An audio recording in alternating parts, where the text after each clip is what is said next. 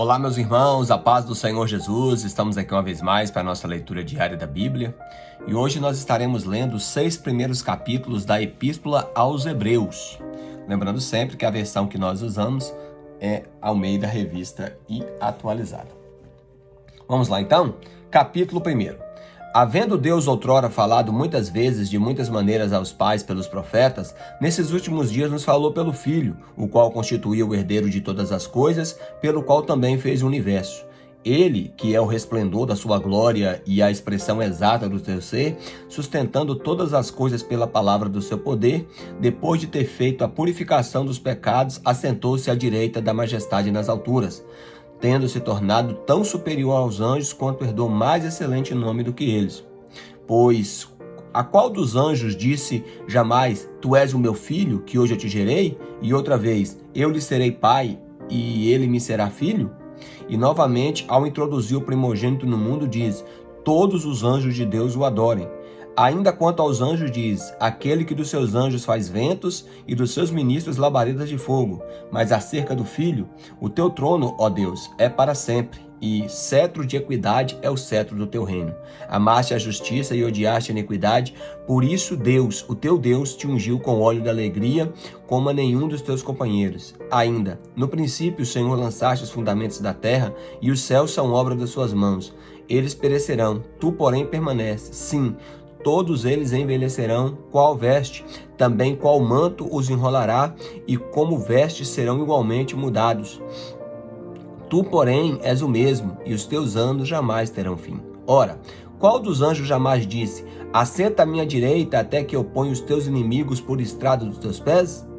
Não são todos eles espíritos ministradores enviados para serviço a favor daqueles que hão de herdar a salvação?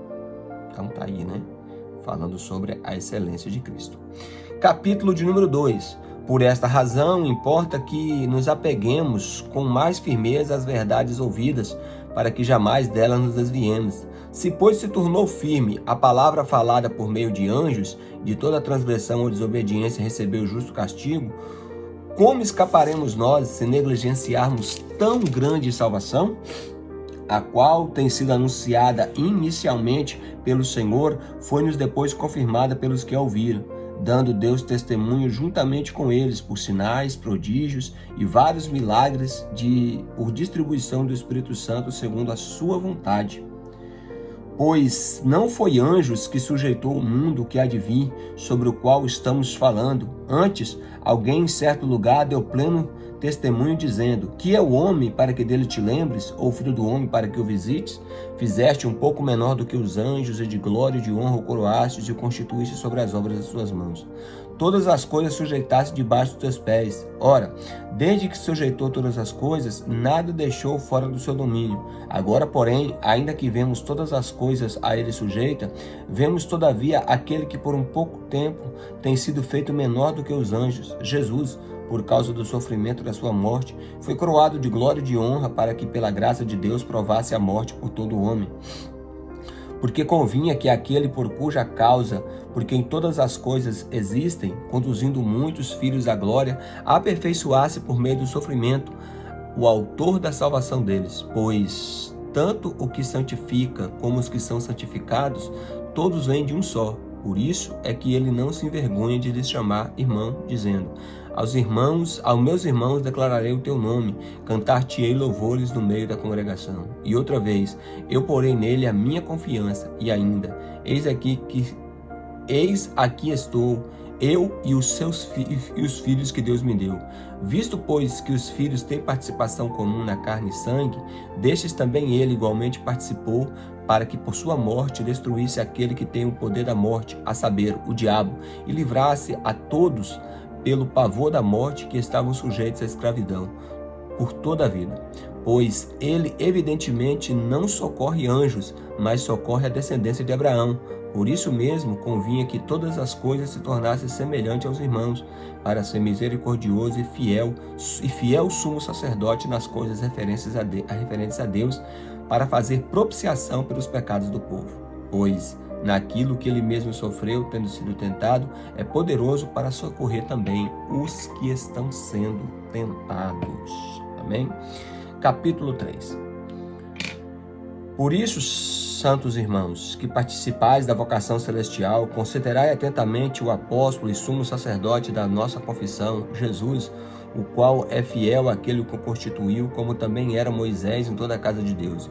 Jesus, todavia, tem sido considerado digno de tanto maior glória do que Moisés, quanto maior honra do que a casa tem aquele que a estabeleceu. Pois toda a casa é estabelecida por alguém, mas aquele que estabeleceu todas as coisas é Deus. E Moisés era fiel em toda a casa de Deus, como servo, para testemunho de todas as coisas que haviam de ser anunciadas. Cristo, porém, como filho em sua casa, o qual somos nós, se guardarmos firmes até o fim, a ousadia e a exultação da esperança.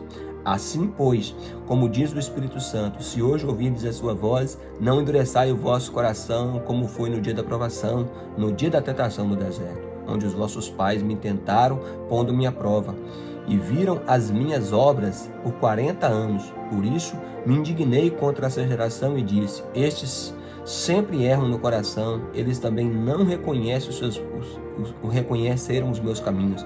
Assim jurei na minha ira que não entrarão no meu descanso. Tende cuidado, irmãos, jamais aconteça de haver em qualquer um de vós um perverso coração de incredulidade que se afaste do Deus vivo. Pelo contrário, exortai-vos mutuamente a cada dia durante o tempo em que se chama hoje, a fim de que nenhum de vós esteja endurecido pelo engano do pecado, porque nos temos tornado participantes de Cristo, se de fato guardaste firmes até o fim a confiança que desde o princípio tivemos, enquanto ele diz: se hoje ouvirdes a sua voz, não endureçai o vosso coração como no dia da provação. Ora, quais os que, tendo ouvido, se rebelaram? Não foram de fato todos que saíram do Egito por intermédio de Moisés, e em contra quem se dignou com ele 40 anos? Não foi contra os que pecaram, cujos cadáveres caíram no deserto? E contra quem jurou que não entraria no descanso, senão contra os que foram desobedientes? Vemos, pois, que não puderam entrar por causa da sua incredulidade. Então, a exortação aqui veemente contra a incredulidade, irmãos? É isso aí. Capítulo de número 4.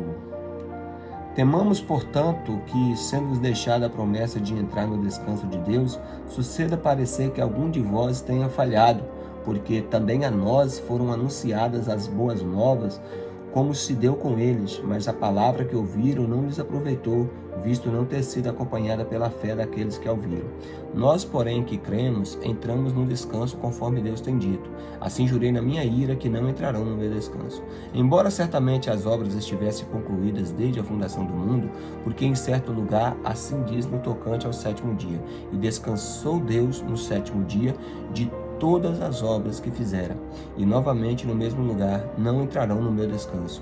Visto, portanto, que resta entrarem alguns nele, e que por causa da desobediência não entraram aqueles aos quais anteriormente foram anunciadas as boas novas, de novo determina certo dia, hoje falando por Davi, muito tempo depois, segundo antes fora declarado: hoje, se ouvirdes a sua voz, não endureçai o vosso coração. Ora, se Josué lhes houvesse dado descanso, não falaria posteriormente a respeito de um outro dia.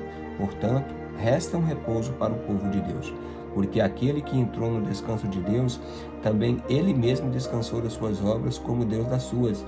Esforcemo-nos, pois, por entrar naquele descanso, a fim de que ninguém caia segundo o mesmo exemplo de desobediência, porque a palavra de Deus é viva e eficaz, e mais cortante do que qualquer espada de 2 gumes, e penetra até o ponto de dividir a alma e o espírito, juntas e medulas, e é apta para discernir os pensamentos e os propósitos do coração. E não há criatura que não seja manifesta a sua presença. Pelo contrário, todas as coisas estão descobertas e patentes aos olhos daquele a quem devemos de prestar conta.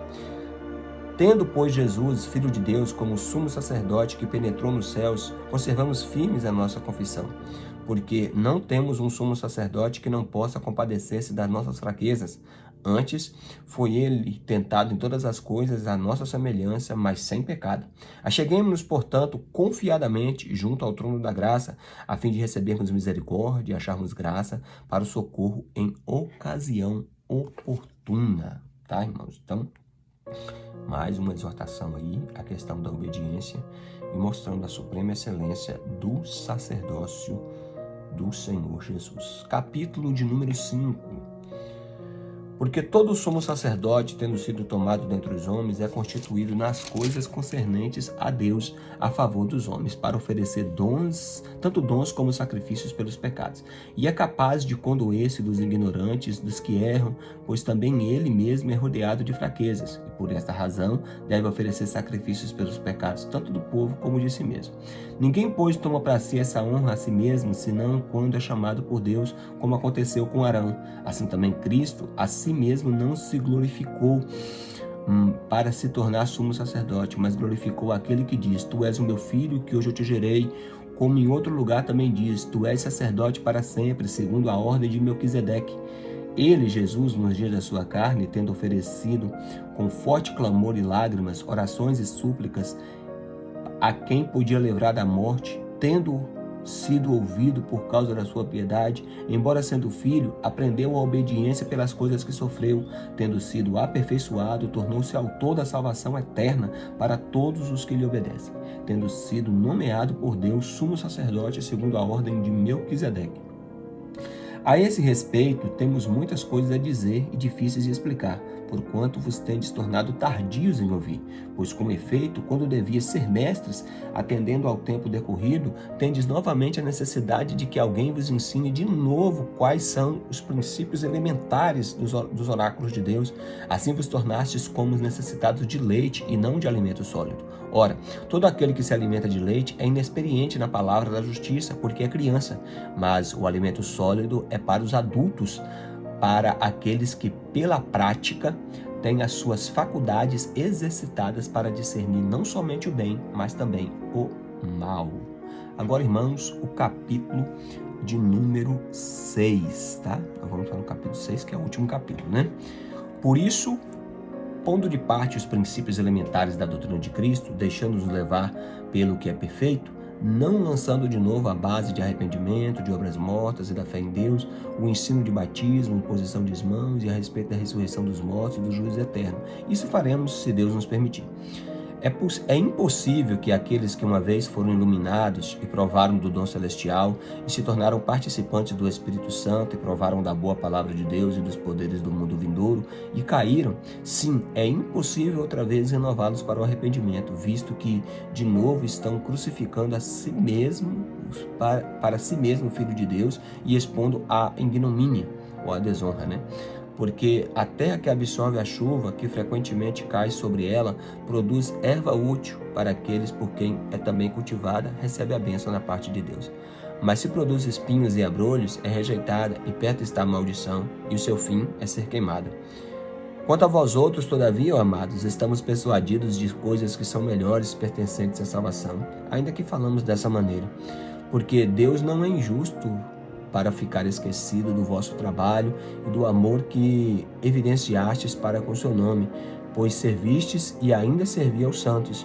Desejamos, porém, que continue cada um de vós mostrando até o fim a mesma diligência para a plena certeza da esperança, para que não vos torneis indolentes, mas imitadores daquele que pela fé e pela longanimidade herdam as promessas.